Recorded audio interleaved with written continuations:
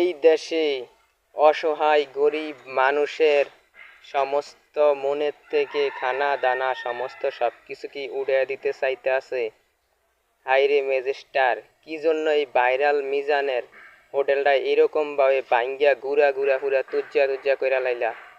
একবারে পুরাপুরি এই ভাইরাল মিজানের হোটেলটায় কি এমন ক্ষতি করছে? অসহায় গরিব মানুষের মুখে দুইটা ভাত উঠাইয়া দেয়, এই জায়গায় আসে মানুষ, এই জায়গায় আইসা মানুষের দুইটা ভাত মুখে খাইতে পারে, দুইটা ভাত মুখে নিতে পারে। এটা কি আপনাদের অনেক বড় ক্ষতি হয়ে যায়? আপনারা কেন এইসব জিনিসটা করেন? মিজান ভাই হোটেল সাইডে ভাত খামো আশা করেছিলাম, বড় আশা করেছিলাম যে মিজান ভাই হোটেল সাইডে ভাত খামো, মুখটা শুকাই গেছে সাইডে ভাত খায়া আপনারা শান্তি করে শালা করছে এটা কি? কিন্তু সাইডে ভাত খাইতে পারি ভাই, এক টুকরা মাংস দিল তো দেয়, এক টুকরা মাংস দিয়ে পেটটা করে ভাই ভাত খাইতে পারি, ভাত যা লাগে, আলু যা লাগে, পানি যা লাগে সব খাইতে পারি।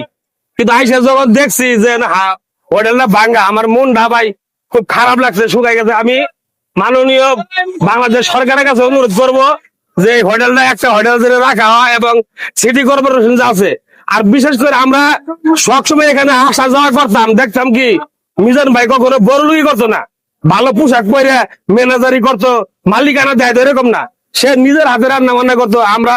আমি একদিন আইসে এই গাড়ি নষ্ট হয়েছিল, আমি এখানে আইসা কইছি যে ভাই আমার সাইডে ভাত খাওয়াবেন, আমার কাছে পয়সা পাতি নাই। আমার ভাত খাওয়াইছে এবং আমার চা খাওয়ার জন্য টাকা দিয়েছে, দেওয়ার পর আমি খাওয়া দাওয়া করে গেছি। আমি সবার কাছে মিডিয়া ভাই এবং বাংলাদেশ স্যার, এরকম ভাবে অনবিচার এই দেশে কি গরিব মানুষ বাঁচতে পারবো না? এই দেশে কি গরিব মানুষ দুইটা জিনিস দুইটা ভাত খাইতে পারবো না? কি জন্য আপনারা এরকম ভাবে হোটেলটা ভাঙলেন?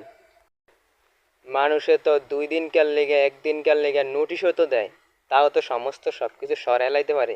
আপনারা কোনো নোটিশও দিলেন না, এরকম ভাবে আয়া হোটেলটারে পুরাপুরি ভাঙ্গিয়া সমস্ত সবকিছু খানা দানা সবকিছু নষ্ট করে দিলেন। মানুষের উপরে এরকম অত্যাচার, যাক, আপনাদের বিচার করব আল্লাহ। ভাইরাল মিজানকে ষড়যন্ত্র কইরা সরানো হয়েছে, সরাইয়া ওনাকে জেলখানার ভিতরে আটকাইয়া এখন আপনারা গরিব মানুষ এই জায়গায় একটা ভাত খায়, এখন আপনারা ওই ভাত খাওয়ার স্থানটাও রাখলেন না, আপনারা ওই হোটেলটাও ভাঙ্গা একবারে গুড়া গুড়া কইরা দিলেন। এটা আপনাদের বিবেক, এটা আপনাদের বুদ্ধি? হাই রে ম্যাজিস্টার, উপর লেভেলের ম্যাজিস্টার হয়ে আপনারা যদি এরকম করেন তাহলে গরিব মানুষে কি করব? গরিব মানুষ, আই হাই রে, গরিব মানুষের এরকম ভাবে আপনারা তুচ্ছ মনে দেখেন, এগুলা কি আপনাদের ঠিক? এগুলা তো আপনাদের ঠিক না। আপনাদের বিচার করব একজন আছে উপরে আল্লাহ, উপরে আল্লাহ একজন আছে, উনি আপনাদের বিচার করব।